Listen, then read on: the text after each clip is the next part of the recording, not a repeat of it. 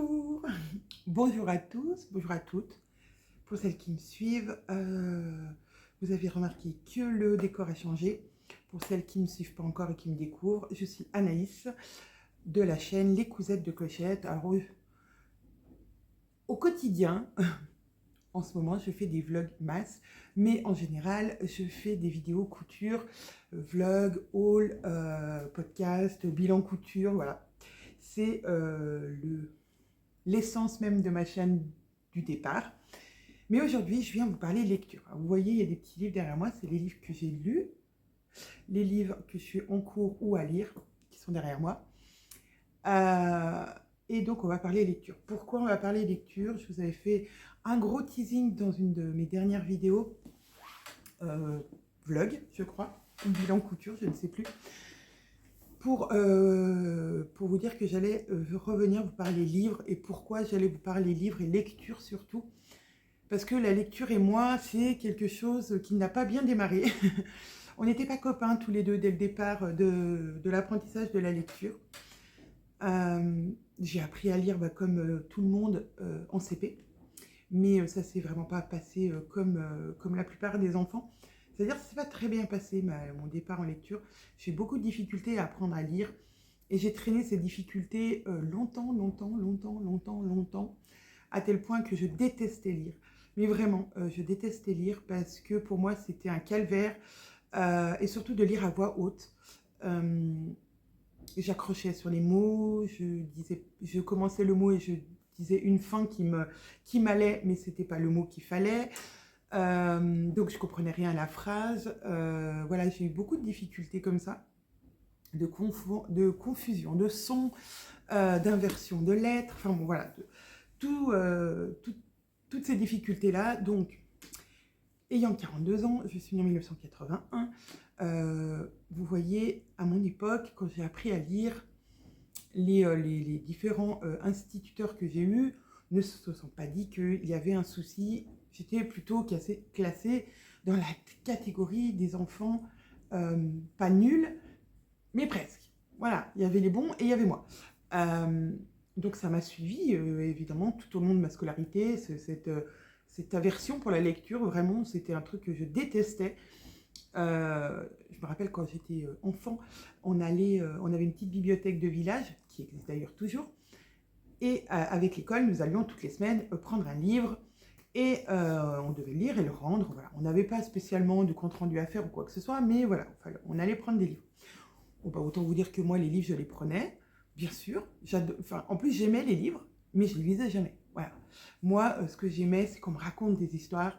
Ma grand-mère me racontait des histoires parce que j'adorais ça. J'adorais qu'on me raconte des histoires. Mais aussi, je pense, parce que du coup, ça me permettait de lire à travers quelqu'un qui me racontait des histoires. Donc, ouais, j'ai toujours aimé qu'on me raconte des histoires. Et je pense que je serais née un peu plus tard et qu'il y aurait eu toutes les plateformes qui puissent exister maintenant à l'heure actuelle. Je pense que j'aurais été ravie d'avoir ce genre de choses. Et puis surtout, je pense qu'on aurait découvert bien plus tôt que j'étais dyslexique et dysorthographique pour couronner le tout. Voilà, et ça, je l'ai découvert il n'y a pas très longtemps que je souffrais de ça, parce que j'ai découvert que mes filles en souffraient. Ma petite en particulier, on l'a vraiment découvert sur ma petite qui, elle, a eu beaucoup de difficultés à apprendre à lire. Elle est en CM1 et c'est toujours pas ça, elle suit des séances d'orthophonie et là, ça commence à aller mieux, elle commence à prendre confiance en elle. Mais il y a toujours des confusions de sons, des accrochages de lecture et elle est en CM1. Voilà. Ma grande aussi a eu ces difficultés, mais elles ont été gommées un peu par un apprentissage de lecture en grande section qui a été magique pour elle. Ça s'appelle les alphas. C'est une invention au Savoyard. Bah oui, ça ne s'invente pas. Et grâce à ces petits bonhommes, ma fille a pallié à sa dyslexie et donc a avancé voilà, sans qu'on s'en rende vraiment compte. Même si elle avait quelques accrochages en lecture et que ce n'était pas son fort, on n'avait pas remarqué de choses bien particulières. C'est qu'au collège, quand elle est rentrée en 6e, les professeurs ont dit il y a peut-être quelque chose. Et oui, effectivement, là, elle a rencontré des difficultés un peu plus grandissantes puisque des mots un peu plus compliqués, des textes à étudier qui ne parlent pas qui ne sont pas forcément en français actuel, mais peut-être en français ancien. Et moi, si je lis un texte en français ancien, même maintenant à 42 ans, je suis incapable de le lire fluidement. C'est pas possible pour moi. Pour moi, c'est une concentration ultime et je vais me concentrer sur chaque mot pour bien le décortiquer. Chaque nouveau mot que je rencontre, que je n'ai pas rencontré avant ou qui est un peu différent des autres, c'est-à-dire qu'il y a un célèbre auteur pour enfants qui s'appelle Monsieur Ponty, avec des petits poussins jaunes. Je ne sais pas si vous voyez, vous avez déjà lu ça à vos enfants ou à vos petits-enfants. C'est une horreur pour moi, parce que c'est que des mots, il y a beaucoup de mots inventés. Et les mots inventés, pour moi, c'est pas possible. Je vais accrocher sur le mot pour le lire. Donc voilà, j'ai toujours ces difficultés maintenant, à l'heure actuelle. Mais à un moment dans ma vie, c'est quand j'avais à peu près 20-21 ans, j'ai commencé ma vie active et j'ai été embauchée dans une école maternelle. Ouais. Et on m'a demandé, en tant qu'ATSEM, de lire des histoires aux enfants. Ok. Donc, juste ça, franchement, je paniquais parce que je me suis dit, comment lire des histoires aux enfants quand toi-même, tu ne sais pas bien lire. Mais voilà, à 20 ans, je savais, voilà, j'avais fait des progrès quand même, j'avais pallié à des choses, mon cerveau avait trouvé des techniques pour pallier à cette dyslexie, mais quand même j'avais peur. Et puis je me suis dit, bon, tu vas lire des histoires, Anaïs, à des enfants qui ne savent pas lire, qui n'ont pas le livre dans la main, donc si tu te trompes de mot, ou que tu dis un mot à la place d'un autre, mais que la phrase a du sens, voilà. Et puis, je me suis mis à lire, à mettre l'intonation, à faire un peu le pitre pour animer l'histoire, etc., pour vraiment raconter l'histoire et pas juste la lire. Et les enfants adoraient, et j'ai continué à leur lire des histoires. Après, on va bien se dire, à part Monsieur Ponty, qui nous fait des histoires vraiment abracadabrants, les livres pour enfants ont des mots assez simples, et des mots courants que j'ai déjà entendus, donc ça aide mon cerveau à le remettre dans le contexte de la phrase. Et suite à ça, je me suis dit que voilà, peut-être qu'un jour je lirai un livre, peut-être, parce que je n'avais pas lu un livre de ma vie. Un tout petit roman, j'avais lu, mais vraiment sous la contrainte. Et au cours... Attendez, je vais peut-être vous enlever cette lumière, là. Voilà. Vu que je travaillais dans une école maternelle, il y avait aussi un service de transport scolaire et j'étais accompagnatrice parce qu'il y avait des maternelles. Bref, sur ce, en descendant, récupérer le bus tout en bas du village, j'ai écouté une émission sur France, sur Europe 1, je crois. Oui. À 20 ans, à 24, 25 ans, j'écoutais Europe 1. Bon, pourquoi pas. Il y avait une émission qui me plaisait bien où il parlait des dessous de l'histoire. C'était des histoires un peu rigolotes de l'histoire de France et je trouvais ça très très intéressant, ça me faisait beaucoup rire. Et aussi, ça me cultivait, bien évidemment. J'aime beaucoup l'histoire maintenant. À contrario, avant je n'aimais pas du tout. Et donc, il y avait aussi une chronique lecture et le monsieur commence à parler d'un livre en disant que ça parle d'archéologie, de découverte, un mystère, de quelque chose qui va se dérouler sur le temps et on va découvrir quelque chose. Et archéologie, juste le mot archéologie, pour moi, c'était ting dans ma tête parce que j'ai toujours aimé l'archéologie. Allez, savoir pourquoi, je ne sais pas. J'ai toujours aimé l'archéologie et si j'avais été beaucoup plus brillante à l'école, c'est quelque chose que j'aurais adoré faire. Et donc ce livre, c'est un étrange objet trouvé dans un volcan éteint va révolutionner tout ce que l'on croit savoir de la naissance du monde. Il est astrophysicien, elle est archéologue. Ensemble, ils vont vivre une aventure qui va changer le cours de leur vie et la nôtre. Quand j'ai entendu le monsieur en parler avec tant de passion, je me suis dit, il me faut ce livre. Et voilà le premier livre que j'ai lu. Le premier jour de Marc Lévy. Je ne connaissais pas du tout Marc Lévy, je ne connaissais aucun auteur, j'étais un peu... voilà, parce que ça ne m'intéressait pas. Et j'ai dit, il me faut ce livre. Donc, je suis allée l'acheter. Et quand j'ai vu qu'il y avait, je sais pas, 500 pages, je vais vous dire. Oui, c'est ça, 500 pages. Vu la grosseur du livre, moi, je me suis dit, non, mais jamais je vais lire ça, quoi. Bon, alors après, c'est écrit assez gros, hein, c'est un livre broché, donc voilà, on est dans un... Voilà, il y a des pages qui ne sont pas tout à fait, quand on commence un chapitre, ou voilà, il y a des pages qui ne sont pas tout à fait remplies. Mais pour moi, c'était énorme, énorme, et je l'ai dévoré, ce livre, je l'ai dévoré. Et donc, à 25 ans, je lisais mon tout premier roman de ma vie. Et c'était une très grande découverte. J'ai ensuite enchaîné avec d'autres livres dont je ne me rappelle pas spécialement puisque j'avais 25 ans et j'en ai 42, faites le calcul. J'ai lu 2-3 Reines du shopping, que j'avais beaucoup aimé, c'était très rigolo, mais aussi à l'époque je ne savais pas vers quoi me tourner parce que je n'avais pas vraiment de style de lecture et je ne savais pas vers quoi aller. Et j'ai entendu aussi parler de Harlan Coben, ce qui a été aussi une révélation pour moi. Harlan Coben est un auteur que j'adore, de romans policiers et thrillers. Je surkiffe, j'en ai lu beaucoup. Et puis, voilà, les années ont passé, les bobines sont arrivées, j'ai arrêté de lire parce que je n'avais plus le temps de lire. Peut-être plus aussi l'envie, aussi. Et j'ai ensuite écouté beaucoup d'audiolivres. Vu que j'avais plus le temps de lire, j'ai écouté des audiolivres et j'ai écouté, c'est comme ça que j'ai découvert Virginie Grimaldi. J'ai écouté en audio, quelques-uns en audio, puis les autres, je les ai achetés en livre. Et c'était le seul livre que je lisais dans l'année, c'était celui de Virginie Grimaldi qui sortait. Et son préféré pour moi, c'est Il est grand temps de rallumer les étoiles. C'est un livre qui m'a fait tellement, mais tellement voyager. J'étais avec elle jusqu'au bout du voyage. C'était vraiment, c'est un livre qui m'a retourné. Et si on me demandait mon livre préféré jusqu'à maintenant, à part celui-ci qui m'a mis le pied à l'étrier, ça serait Il est temps de rallumer les étoiles parce que c'est vraiment un livre que j'ai mais vraiment adoré. Donc j'ai écouté beaucoup d'audiolivres aussi, et en particulier la série des Agatha Raisin, qui est un cozy mystery, mais à l'époque je ne savais même pas que ça existait, ce style de livre cozy mystery. C'est un peu un style de livre d'enquête, mais rigolote. Souvent le héros est pas du tout dans la police, pas du tout. Il se met à enquêter comme ça parce que le meurtre le touche de près ou de loin. Et c'est très sympa, c'est très facile à lire, c'est cosy, oui. On parle de thé, de gâteau, de gourmandise, c'est un style que j'ai beaucoup aimé. Et Françoise Carrière, qui lit sur Audible les livres d'Agatha Raisin, j'adore.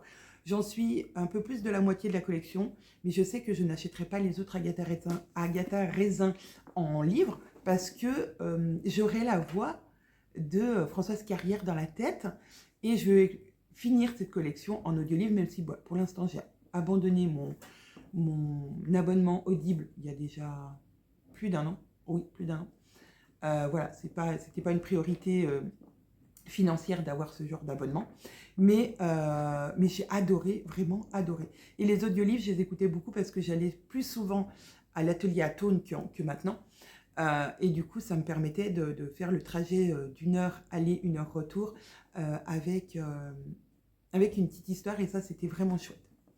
Donc j'ai arrêté ensuite de lire vraiment, à part, je vous dis, les livres de Virginie Grimaldi, et encore les 3 derniers, j'ai pas pu les lire.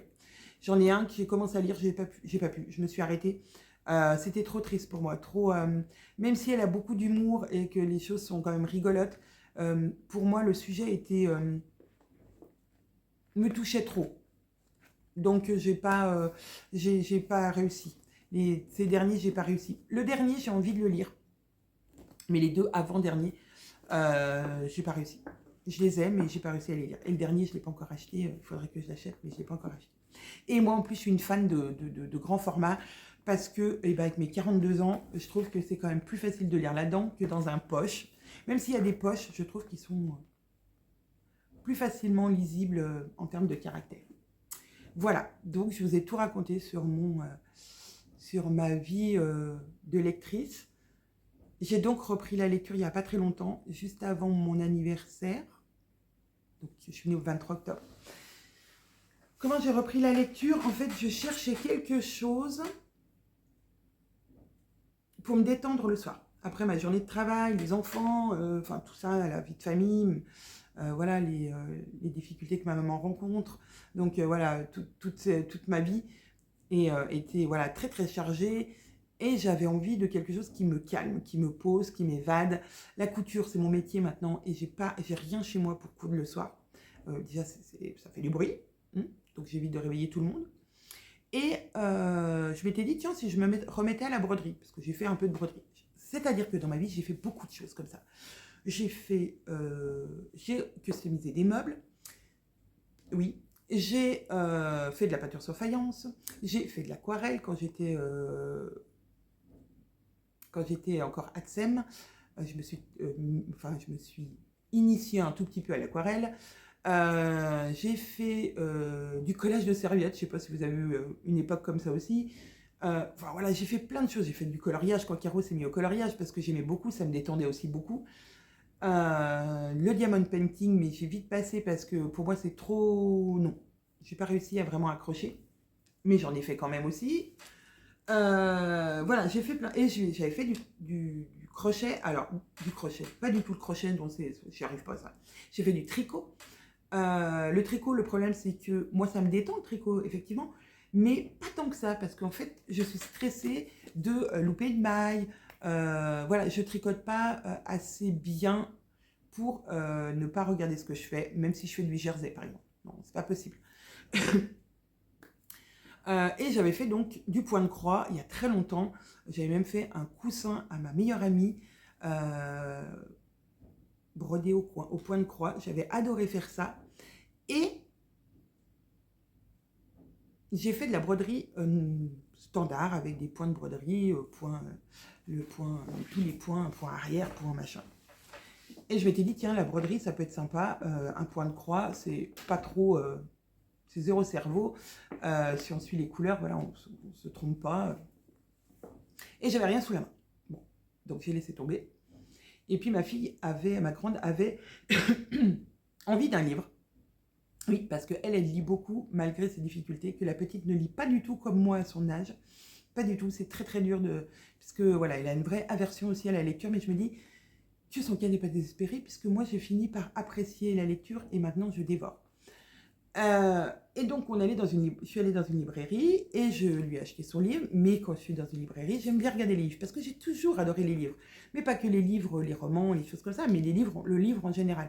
Le livre de cuisine, j'ai des livres de cuisine, mais j'en ai au moins 50 ou 60 livres de cuisine. Oui, oui. Je peux avoir des livres sur tout, parce que j'adore les livres. Le livre, pour moi, c'est vraiment quelque chose que j'adore. Je ne peux pas lire sur une tablette, je ne peux pas lire sur une liseuse. Pour moi, il me faut un livre. Donc, je suis beaucoup plus livre que numérique. Et j'ai vu le dernier Harlan Coben. Et l'avant-dernier Harlan Coben. Et j'ai dit, oh là là là là, ça me donne trop envie de le lire quand j'ai lu la 4e de couverture. Parce qu'il y a des Harlan Coben que je n'ai pas lu parce que la 4e de couverture ne me parlait pas du tout. C'est bête parce que des fois l'intérieur est beaucoup plus intéressant que le résumé qui en est fait. Mais par contre, du coup, je lis pas le livre du coup. Et là, par contre, les deux me tentaient vraiment. Donc, j'ai regardé et vu que j'avais vendu pas mal de petites choses sur Vinted, des filles, de ma maman qui m'avait donné des choses à vendre, j'ai commandé le livre de Harlan Coben, les deux, je crois. J'ai commandé les deux l'un après l'autre. Même le dernier qui était sorti tout récemment, j'ai réussi à l'avoir en grand format, du coup un peu moins cher, donc ça c'était cool. Et je les ai lus, et là j'ai remis le pied dedans, et j'ai racheté plein de livres. Donc voilà, plein de livres. J'en lis à peu près un par semaine, c'est pas non plus, voilà. J'ai pas une vitesse de lecture ou un temps de lecture infini. Je lis en général le soir entre 8 et 9, et plus s'il n'y a rien d'intéressant à la télé, parce qu'il y a 2-3 séries que j'aime bien regarder et que je ne loupe pas.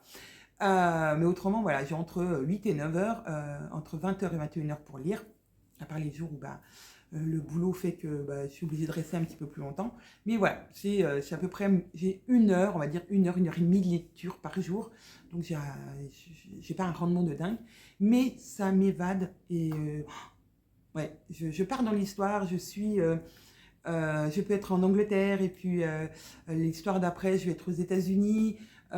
Et puis l'histoire d'après, je vais être dans un coin en France super sympa. Et puis, enfin voilà, c'est tout les bienfaits de la lecture que moi j'apprécie, c'est de vraiment partir dans l'histoire. Ça y est, je suis avec eux, je suis à côté d'eux, je vis l'histoire à fond et j'oublie tout. Et j'oublie tout. Et ça, c'est vraiment le truc. Voilà. Donc j'ai trouvé le truc qui fait que j'oublie tout. J'oublie mes soucis au boulot, mes soucis de famille, toute ma journée part et je me ressens sur mon lit, je pars dans mon histoire, je rentre dans mon histoire. Je dis pas que quand je sors de mon histoire, tout ne revient pas. Bien sûr que si. Enfin voilà, souvent avant d'aller coucher, je repense à qu'est-ce qu'il faut que je fasse demain. Ah tiens, j'ai un rendez-vous. Ah tiens, il faut que je rappelle la CAF. Ah tiens, il faut que j'appelle la banque. Ah tiens, il faut que j'appelle le garage parce que ma révision c'était pas bon. Enfin, vous voyez, plein de choses de la vie quotidienne. Et mais pendant ces 1 heure et demie tous les soirs, je suis apaisée et je suis partie et je rigole et alors je pleure pas parce que je veux pas de livres qui me fassent pleurer. Je veux des livres qui me fassent sourire, mais quand même avec un peu de crime parce que j'adore les crimes. J'adore les histoires de crimes. J'adore dans les livres que je lis comme un peu Agatha Raisin, dans le style d'Agatha Raisin, mais ça je vous ferai une autre vidéo pour vous parler des livres que je lis. C'est des crimes gentillets. Enfin, c'est des crimes. Non, un crime reste un crime, on est d'accord. Mais l'histoire autour est tellement sympathique que on en oublie des fois presque le drame qui s'est passé à un moment. Donc voilà. Écoutez, j'ai été très heureuse de vous parler de ça parce que ça me tenait à cœur, parce que je me dis que peut-être qu'il y a des gens comme moi qui ont beaucoup de difficultés à apprendre à lire, ou qui ont des difficultés à lire. Eh bien, il ne faut pas abandonner. Il faut essayer de trouver un sujet qui vous plaît, quelque chose qui vous donne envie de lire et voilà, pas se dire qu'on n'y arrivera jamais, que c'est perdu. J'étais tellement fière le jour où j'ai lu ce premier livre. J'avais 25 ans. Voilà. Quand j'entends des podcasteuses qui disaient qu'il y a 15 ans, elles avaient lu des Agatha Christie, mais moi même pas, ça me serait venu dans l'idée. Et je trouve ça génial aussi. Mais moi, mon histoire est différente et je me dis que, malgré tout, malgré qu'on puisse avoir des difficultés, mais dans n'importe quelle chose de la vie, il faut jamais baisser les bras et jamais se dire, bon bah non, ça j'y arriverai jamais parce que je suis nulle. Non, parce que moi j'y suis arrivée. J'arrive à lire énormément de livres. Pour moi, un livre par semaine, pour moi c'est énorme. Et je suis fière. Et j'aimerais vous dire que peut-être que tout le monde peut arriver à dépasser ses peurs et de se dire non, on peut y arriver. Et puis peut-être qu'on va échouer, mais c'est pas grave, on aura essayé. Et l'important c'est d'essayer. Et peut-être que dans quelques temps j'arrêterai de lire puis je reprendrai autre chose. Mais je sais que la lecture du coup ça reviendra toujours un moment ou un autre dans ma vie parce que c'est quelque chose qui vraiment me fait du bien. Au final, si on m'avait dit ça quand j'avais allez, ne serait-ce que 10 ans, j'aurais rigolé. Mais ouais, moi je trouve que c'est une belle revanche sur la vie, de se dire que il y a des choses comme ça qu'on croit inaccessibles pour nous et qui n'est pas faite pour nous. Et puis finalement, voilà. C'est pour ça que je voulais vous en parler. C'est juste mon expérience, mais si elle peut servir à quelqu'un et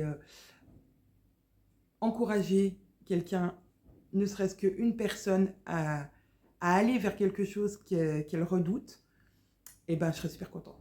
Voilà. Sur ça, je vous fais des énormes bisous et puis je vous dis à très vite pour vous découvrir les lectures que j'ai eues ces derniers mois depuis le 20 octobre, je crois, jusqu'à maintenant. Voilà, je vous fais plein d'énormes bisous et je vous dis à bientôt.